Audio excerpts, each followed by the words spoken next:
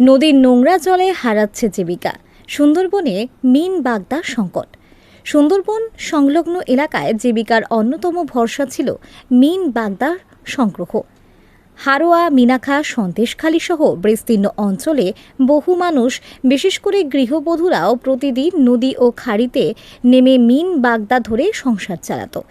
এই পেশার উপর নির্ভর করেই চলত বহু পরিবারের নিত্যদিনের জীবনযাপন।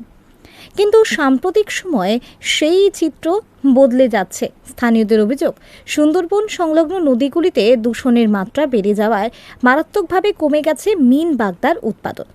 নদীতে মাছ ধরছি। কি মাছ? এই পিন বাগদা আগে 5,000, 6,000, 7,000, 10,000 পর্যন্ত ধরেছে।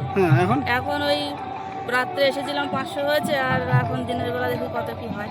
মানে আগের মতো হয় না? না, আগের মতন মাছ হচ্ছে না। কেন হয় না?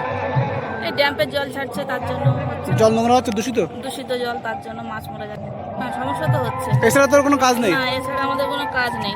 এইভাবেই আমাদের সংসার চালাতে। বিশেষ করে কলকাতা লেদার কমপ্লেক্স থেকে নির্গত বজ্র জল বিভিন্ন নদীপথে এসে এই অঞ্চলের জল দূষিত করছে বলে অভিযোগ উঠেছে। একসময় যেখানে প্রতিদিন 8 থেকে 10,000 পর্যন্ত মিন বাগদা ধরা পড়ত, এখন তা কমে দাঁড়িয়েছে মাত্র 1,000 থেকে 1,500-এর মধ্যে।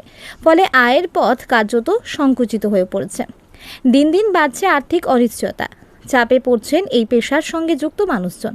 স্থানীয়দের দাবি, নদীর জল ক্রমশ নোংরা হয়ে যাওয়ায় মিন বাগদার স্বাভাবিক বৃদ্ধি ব্যাহত হচ্ছে।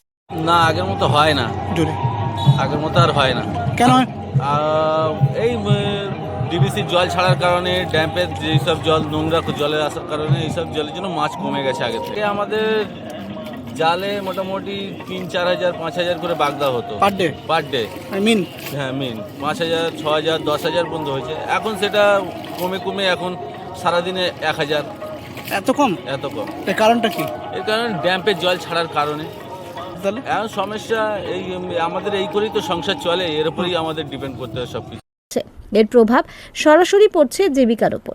অনেকে আশঙ্কা করছেন, এই পরিস্থিতি চলতে থাকলে আগামী দিনে বাধ্য হয়ে এই পেশায় ছাড়তে হবে। পরিবেশ দূষণ রুখতে দ্রুত কার্যকর ব্যবস্থা নেওয়ার দাবি উঠেছে এলাকা জুড়ে। না হলে সুন্দরবনের প্রান্তিক মানুষের এই ঐতিহ্যবাহী জীবিকা একেবারেই বিলুপ্তির পথে এগিয়ে যাবে বলে আশঙ্কা করছেন অনেকেই।